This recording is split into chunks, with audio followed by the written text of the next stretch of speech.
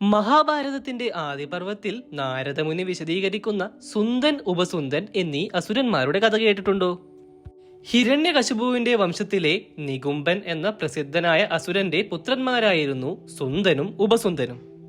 അതിശക്തന്മാരായിരുന്ന അവർ രണ്ടു ശരീരങ്ങളും ഒരു ജീവനും എന്ന പോലെയായിരുന്നു ജീവിച്ചിരുന്നത്. എല്ലാ കാര്യങ്ങളിലും ഒന്നിച്ച്, ഒരിക്കലും വേർപിരിയാത്ത സഹോദരന്മാർ. 3 ലോകങ്ങളും കീഴടക്കണം എന്നായിരുന്നു അവരുടെ ആഗ്രഹം. അതിനായി അവർ ഘോരമായ തപസ്സു ചെയ്ത് ബ്രഹ്മാവിനെ പ്രത്യക്ഷപ്പെടുത്തി. വരദാനമായി ചോദിച്ചത് ഇങ്ങനെയായിരുന്നു: 3 ലോകങ്ങളിലുമുള്ള ചരാചരങ്ങളിൽ നിന്നോ ജീവികളിൽ നിന്നോ ഞങ്ങൾക്ക് മരണം സംഭവിക്കരുത്. ഞങ്ങൾ മരിക്കണമെങ്കിൽ അതിന് കാരണം ഞങ്ങൾ അന്യോന്യമായിരിക്കണം. ബ്രഹ്മാവ് ആ വരം നൽകി. വരദാനത്തിന്റെ ശക്തി കൊണ്ട് അവർ 3 ലോകങ്ങളെയും കീഴടക്കി. ദേവന്മാരെല്ലാം സ്വർഗം വിട്ടുപോയി.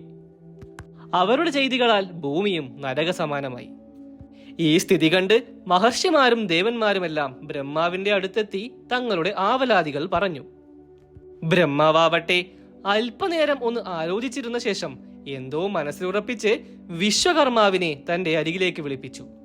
ശേഷം അതിസുന്ദരിയായ, ആരും കണ്ടാൽ മോഹിച്ചു പോകുന്ന ഒരു സ്ത്രീരത്നത്തെ സൃഷ്ടിക്കുവാൻ പറഞ്ഞു.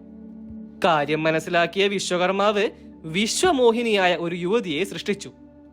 അവളെ സർവാഭരണ വിഭൂഷിതയാക്കി തിലോത്തമ എന്ന് പേര് നൽകി സുന്ദോപസുന്ദന്മാരുടെ അടുത്തേക്ക് അയച്ചു. മദ്യപിച്ച് മതോന്മത്തരായി നിൽക്കുന്ന അവരുടെ അടുത്ത് തിലോത്തമ പ്രത്യക്ഷപ്പെട്ടു. ശേഷം തന്റെ സൗന്ദര്യം കൊണ്ടും സ്വരമാധുരി കൊണ്ടും അവൾ അവരുടെ ശ്രദ്ധയാകർഷിച്ചു. അവരാകട്ടെ തിലോത്തമയെ കണ്ട ഉടനെ തന്നെ രണ്ടുപേരും ഒന്നിച്ച് ഓടിവന്ന് അവളുടെ ഓരോ കൈകളിൽ പിടിച്ചു.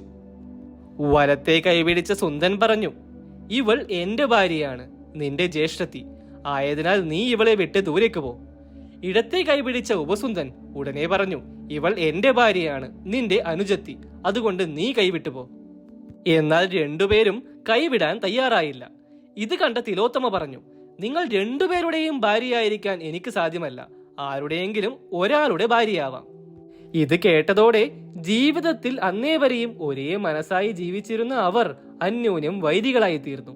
ഗദകൾ കയ്യിലെടുത്ത് പരസ്പരം ആക്രമിക്കാൻ തുടങ്ങി.